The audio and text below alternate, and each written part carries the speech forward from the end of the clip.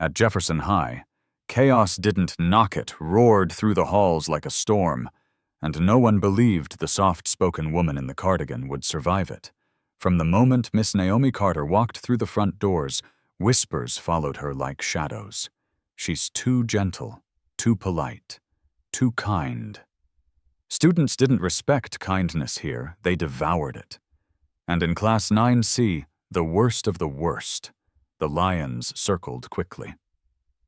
They saw Naomi's calm eyes, her graceful posture, and the warm lilt in her southern drawl, and decided she'd be gone by Friday. Among her predators were 3 seniors who made it a game to drive out new teachers, Preston, Malik, and Jade. They'd succeeded 5 times already that year. So when Naomi walked in smiling and steady, they chuckled like wolves scenting weakness. But what none of them knew was this Naomi Carter had already survived storms far deadlier than hallway bullies. She had stood firm in places where cruelty wore a uniform, and silence came with bruises. By day 3, the classroom turned into a battlefield of taunts and thrown objects. Still, Naomi didn't raise her voice. She corrected with grace. She responded with steel-lined patience. And the calmer she remained, the more furious they became. Because what these kids didn't understand, what they couldn't imagine, was that beneath her quiet voice was a fire burning too deep to be broken by high school hate. And when they finally pushed too far, Naomi Carter rose, and the world around her would never be the same again. It happened on a rainy Friday afternoon, the kind that made the corridors gleam with dim reflections and the building feel colder than it should.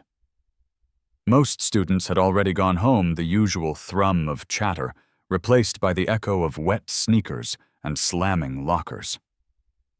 Miss Naomi Carter was packing up her lesson plans when she heard the deliberate footsteps behind her. She turned, and there they were. Preston, Malik, and Jade. Jade had her phone out, already live streaming. Malik leaned against the wall with that familiar smirk, while Preston stepped forward with a cruel glint in his eyes. "You want to teach animals like us?" he sneered. "Then get down and act like one." Laughter echoed. Phones tilted. And under the harsh fluorescent light, Naomi Carter, dignified, educated, proud, was forced to her knees by children who didn't know better, yet were old enough to know shame. "Bark for us?" Miss Jade taunted, zooming in with her phone. Around them a small crowd began to gather, some stunned, some entertained, all frozen. But then it happened. Naomi slowly raised her head. Something shifted in her gaze, no longer tired or tolerant, but piercing. A silence thicker than the rain outside fell across the hall as she rose to her feet. She looked directly at Preston. "Is this what makes you feel powerful?" Her voice was calm, but behind it, thunder. Preston stepped closer, trying to laugh it off, but Naomi's fist flew upward in a flash. A clean, perfect uppercut. His feet left the floor. His phone clattered to the ground. He collapsed, gasping. Malik lunged only to meet the sharp edge of her elbow. Jade, wide-eyed and trembling, backed into the locker's phone slipping from her hand as the live stream ended. No one said a word, because in that moment every kid in that hallway learned something they'd never forget. Strength doesn't always shout. Sometimes it waits in silence until the moment it refuses to be stepped on again. The fight lasted mere seconds, but its impact rippled far beyond the school's damp hallway. Security arrived too late. By the time they pushed through the stunned crowd, Preston was groaning on the floor, Malik clutching his side, and Jade crumpled against a locker, her phone screen cracked and dark.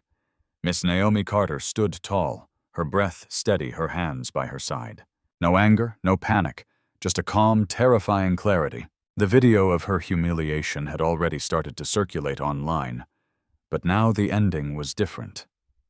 The second video, caught by another student, showed the moment Naomi turned the tables. It spread even faster than the first, shared by students' parents, and soon the world. And the reaction overwhelming. "She's a hero. She stood up when the whole system stayed silent. Finally, someone said enough. Of course, not everyone approved. Critics argued that violence should never be the answer, but survivors of bullying and abuse flooded the internet with their support. Teachers who had silently endured their own nightmares reached out. Students Naomi had never taught signed petitions calling for her reinstatement.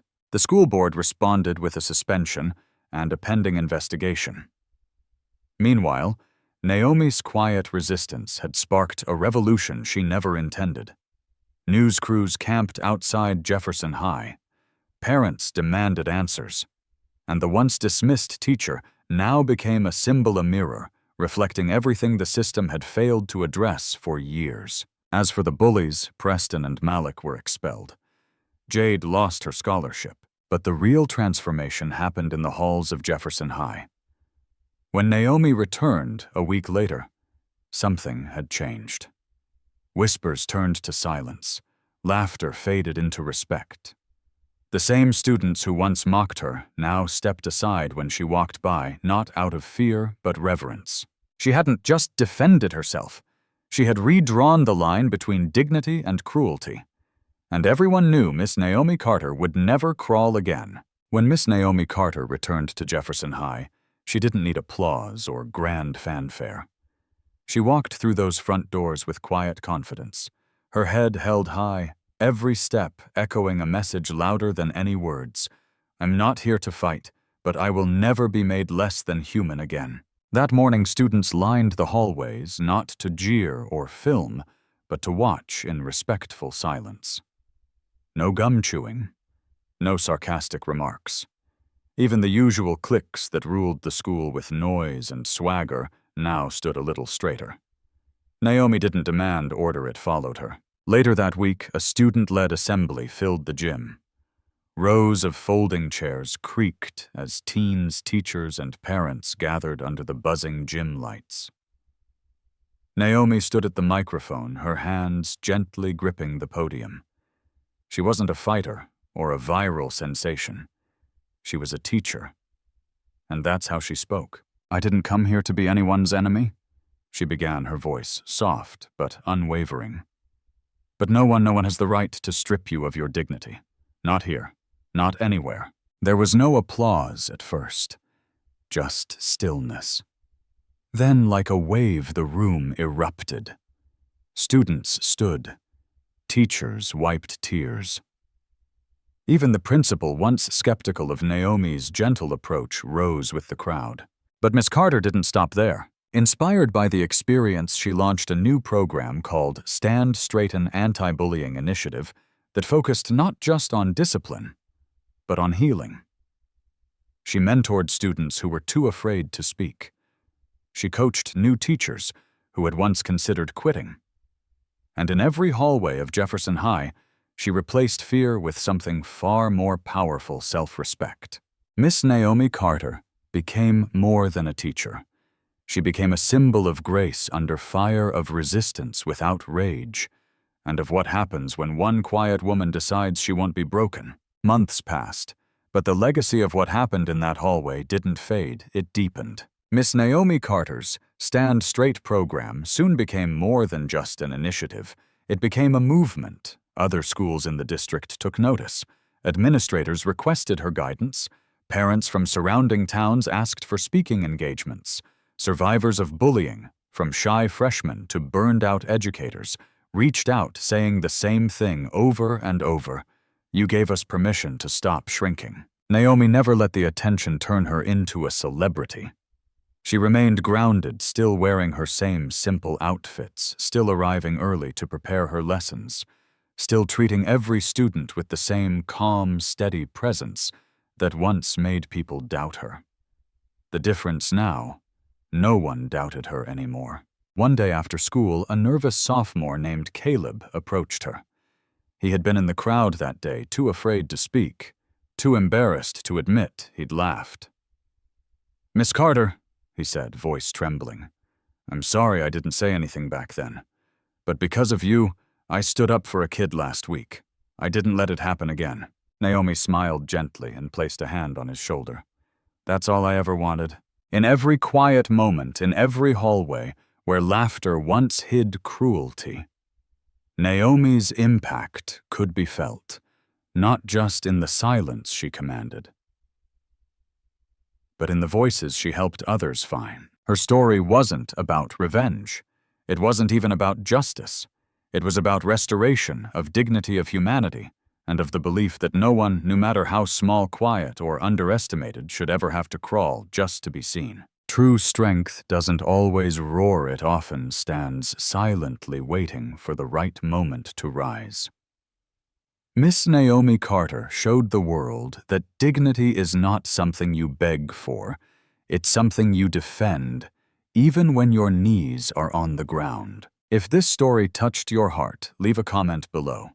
And if you believe more people need to hear stories like Naomi's, don't forget to subscribe, like, and share, because sometimes one voice can inspire 1,000 to stand straight.